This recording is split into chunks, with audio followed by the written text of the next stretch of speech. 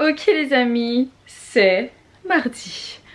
Je viens tout juste de terminer mon café, mon petit déjeuner. Babou vient de partir au sport. Et en fait là, pour tout vous dire, j'étais en train de m'apprêter à changer, la couche d'Olivia, habiller les filles et tout ça. Et en fait je me suis rendu compte que je n'avais plus de couche. Olivia chante et danse en dessous de moi, c'est trop drôle. Attends, je vais te l'allumer. Ça marchera mieux. Hop. Voilà. Et donc j'étais en train de m'apprêter à préparer Olivia et lui mettre sa couche. Sauf que je n'ai aucune couche de montée. Voilà, donc pour ceux qui nous découvrent ou qui ne le savent pas, nous utilisons des couches lavables et ça nécessite comment dire, un montage préalable de la couche parce qu'en fait c'est composé d'un voile, c'est composé d'un insert et c'est composé d'un cache-couche. D'ailleurs, nouveau coloris de couche à Mac. Je vais vous montrer les nouveaux coloris qu'on a reçus, je les kiffe. Voilà, et aujourd'hui c'est moi qui porte le peignoir violet. Voilà, donc je vais monter mes couches. On va peut-être le faire ensemble parce qu'en fait, clairement j'en ai 17 à monter là. Voilà, c'est un peu la mission. Je les monte pas, c'est pas tous les jours hein, que je fais du montage de couches. Mais voilà, quand j'ai terminé tout mon stock, il faut que je monte toutes les prochaines. Et donc généralement je fais ça tous les 4 jours je dirais, 3-4 jours. Ouais, et ça me fait une grosse série à monter. Donc on va faire un petit timelapse je pense. On va s'installer là et on va faire ça tranquille. Voilà, et oui, Elena. Où est-ce qu'elle est Elena? Elena elle est dans sa chambre, dans son lit. Enfermée dans sa chambre, dans son lit allongée avec son doudou et sa tétine. Elle a dit je veux dormir, je suis fatiguée. Voilà, donc elle est repartie dans son lit pour flémarder.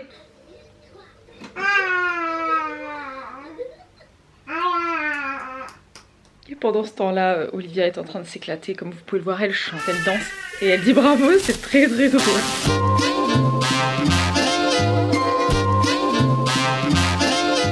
Voici les nouveaux coloris qu'on a reçus. Ils sont très très jolis. Voilà, voilà. Et là, vous voyez une différence de taille, c'est normal puisque ça, c'est une couche en L.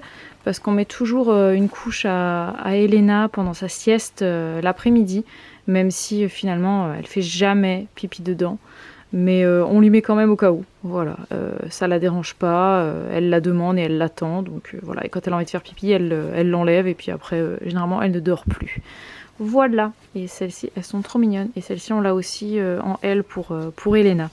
Donc voilà, et comme vous pouvez voir en fait il y a un petit peu tous les coloris, mais surtout il y a tous les âges parce qu'il y en a qui datent depuis la naissance d'Elena, donc qui ont plus de 2 ans et demi maintenant. Et ça se voit parce qu'elle commence un petit peu voilà, à avoir des coloris peut-être qui passent un petit peu parce que nous on est, voilà, moi je suis pas une très très grande, j'ai du mal à prendre soin de mes vêtements en machine, enfin je sais pas pourquoi hein, mais bon, mais vous voyez que même si elles ont vieilli, là ça se voit qu'elle a vieilli, les scratchs comment dire, sont toujours aussi efficaces, c'est juste qu'ils ont une couleur un peu pas terrible maintenant. Mais la couche elle est encore nickel, c'est difficile de le faire avec une seule main je vous le dis, et elle est nickel quoi, voilà, les élastiques ils sont encore en super état, elle est juste, c'est juste la couleur qui passe un peu quoi, enfin chez moi en tout cas. Après si vous prenez bien soin de vos vêtements et que vous êtes doué pour ça, normalement il ne devrait pas y avoir de soucis. Ce sont des couches vraiment de bonne qualité qu'on recommande, voilà, depuis bientôt 3 ans. Et encore une fois, vous le savez déjà, mais je le dis surtout pour ceux qui nous découvrent depuis peu. Si vous avez envie d'avoir plus d'informations sur les couches lavables, l'utilisation, le stock à avoir, etc. n'hésitez pas à dérouler la barre d'infos et aller sur notre autre chaîne où on a fait une playlist complète sur les couches lavables. Vous aurez plein de réponses à vos questions. Et sachez que mon stock peut vous sembler un petit peu impressionnant et ceux qui utilisent des couches lavables vont vous dire que c'est trop. Et pour nous c'est pas trop puisqu'on a 2 enfants, bientôt 3. Mais c'est un stock qui nous permet d'être large, on va dire. C'est-à-dire que je ne suis jamais en rate de couches. Jamais, jamais. Je peux les emmener, je peux en mettre dans le sac de la nounou. Voilà, pour moi c'est assez top. J'en ai à peu près une vingtaine je dirais. Et voilà, c'est un bon stock pour moi, mais sachez, on y répond dans notre playlist sur les couches lavables, que c'est pas nécessaire d'en avoir autant. Voilà, donc si vous débutez dans les couches lavables, sachez que vous n'êtes pas obligé d'en avoir autant. Une petite dizaine, ça peut suffire. Et encore moins si vous faites une machine tous les soirs. Voilà, ça dépend des gens. Nous, c'est tous les 2 voire 3 jours. Et c'est pour ça qu'on tourne avec un plus gros stock. Voilà. Je pense qu'on y a également déjà répondu, mais c'est pas grave. Je vais le dire quand même.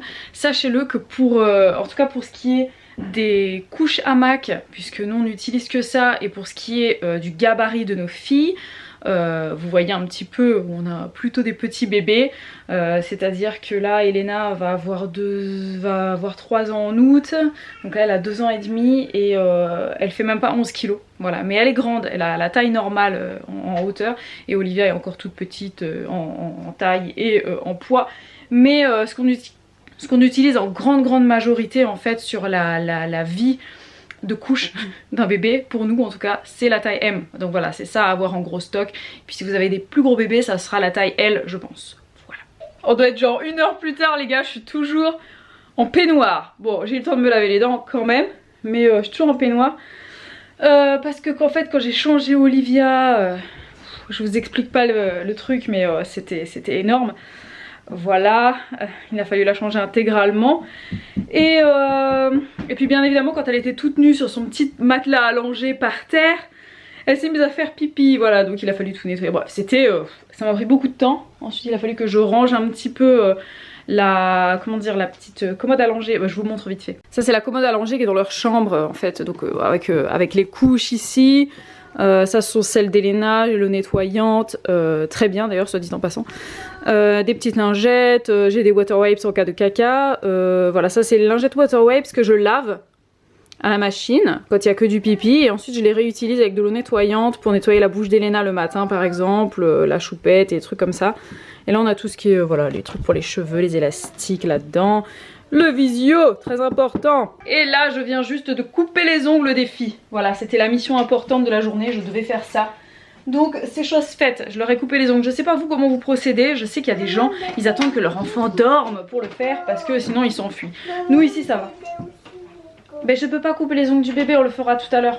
Et donc là j'ai coupé les ongles de main, de pied, des deux. Et ça a été fait franchement, je sais pas moi, 5 minutes chrono, j'ai fait donc 10 et 10, 20, 40 ongles. Voilà, et ça a été assez rapide parce qu'en fait elle coopère très bien tant qu'on est rapide. Et d'ailleurs, petite astuce, enfin c'est peut-être pas du tout une astuce, mais si vous vous posez la question sur la façon de couper les ongles des enfants, sachez que moi, jusqu'à ce qu'elles aient à peu près 1 an chacune, je pense, les ongles étaient tellement fins, tellement mous, etc. que en fait je les coupais avec mes dents.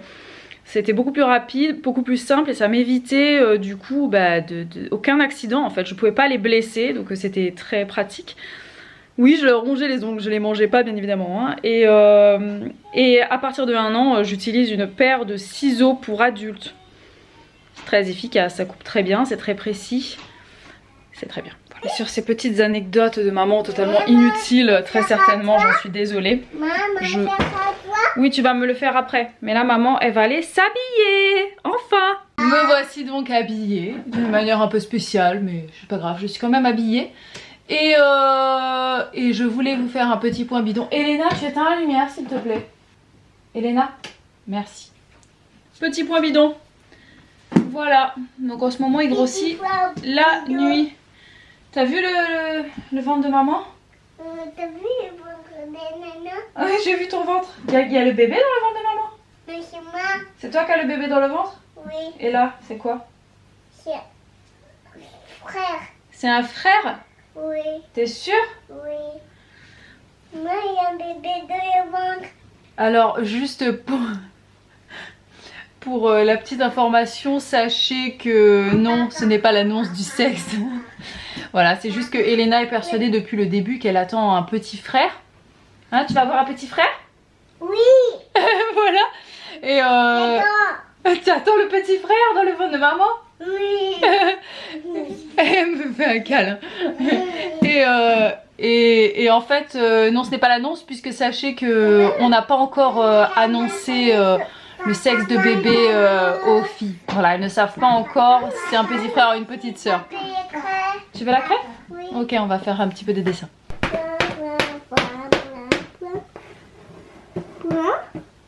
Alors sachez que ça c'est quand même comment dire, un ustensile assez indispensable dans la vie d'un parent et d'un enfant. Vous avez une face comme ça et une face avec des magnettes. Ça les occupe pas mal, ça leur apprend à dessiner, tu peux apprendre à écrire les lettres, les craies, chiffons et compagnie. Je le laisse là comme ça, c'est pas à portée de main parce que sinon il y a quelqu'un ici, là un petit être qui pourrait manger les choses.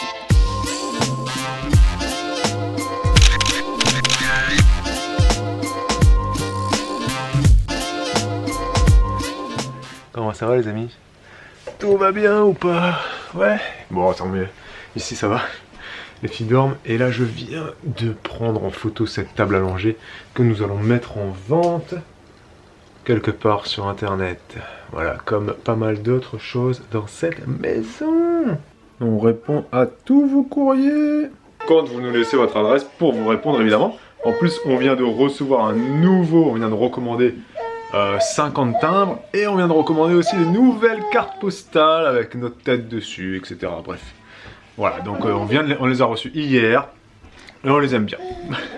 Les amis, il est 19 h, je suis dans la cuisine, je suis en train de cuisiner dans une position très inconfortable puisque je suis en train de squatter pour pouvoir vous parler en même temps en épluchant mon ail.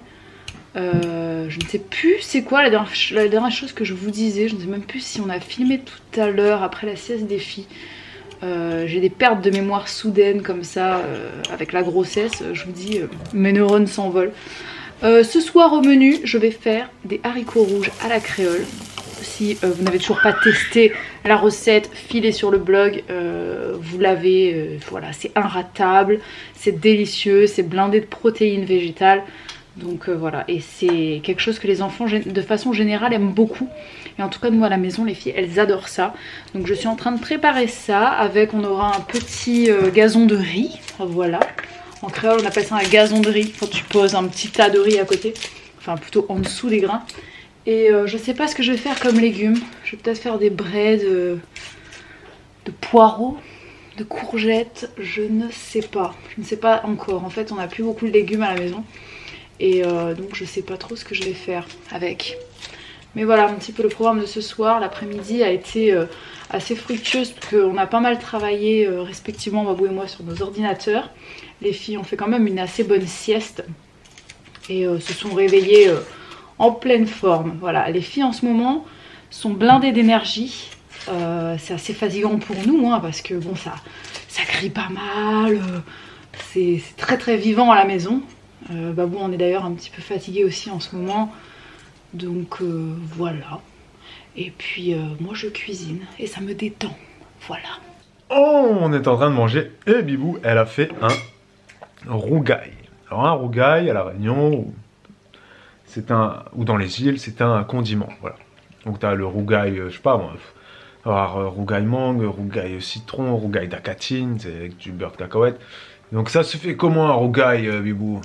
Avec un peu d'oignon, un peu d'oignon, un peu d'huile d'olive, un petit peu de sel, un peu de kumbaba, c'est agréable. Kumbaba, très important. Piment. Kumbaba ou bien kumbawa, hein, à la française. Un peu de piment. Des fois tu peux mettre un peu de gingembre, ça dépend des goûts. C'est ça. Et là Bibou elle s'est dit, je vais faire un rougail. Cornichon. Au cornichon les gars. Voilà. Et en fait j'avais vraiment envie de faire un rougail et je m'étais dit je vais pas faire un rougail citron, j'ai envie d'autre chose, je sais pas de quoi. J'ai ouvert le frigo, il me restait rien. Je me suis dit et si j'essayais pas un rougail cornichon? Alors du coup je me suis dit peut-être que c'est un peu trop fou comme idée. Donc je vais quand même chercher sur internet s'il n'y a pas quelqu'un fou comme moi qui a déjà essayé, tu vois. Tu peux faire avec tout hein, tomates, carottes. Bien sûr, mais bon, courgettes. cornichon. Enfin, cornichon. Je sais pas, quand j'ai pensé à ça, je me suis dit c'est peut-être bizarre, tu vois.